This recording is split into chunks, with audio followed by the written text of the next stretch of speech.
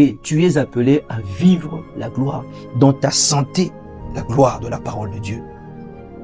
Dans tes pensées, la gloire de la parole de Dieu.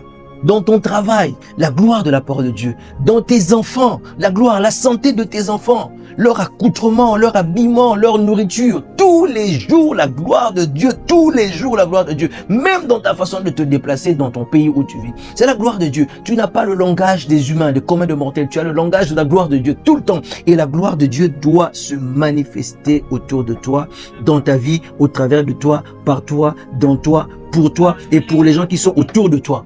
La gloire de Dieu.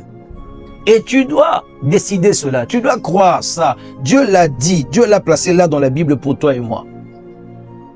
Dieu l'a placé là dans la Bible pour toi et moi. N'aie pas peur. Ne recule pas. C'est Dieu qui l'a dit. Et la Bible dit que c'est la parole de Dieu. Et derrière la parole de Dieu, il y a des armées du ciel qui sont là-bas. C'est la parole. Christ en moi, l'espérance de la gloire. Je suis appelé à vivre la gloire à chaque instant. Quand tu déclares ça, les armées du ciel sont en train de s'activer afin de te suivre pour que tu vives la gloire dans ta santé, dans tout, dans ton avenir, dans ton mariage, dans tes fiançailles, dans tout.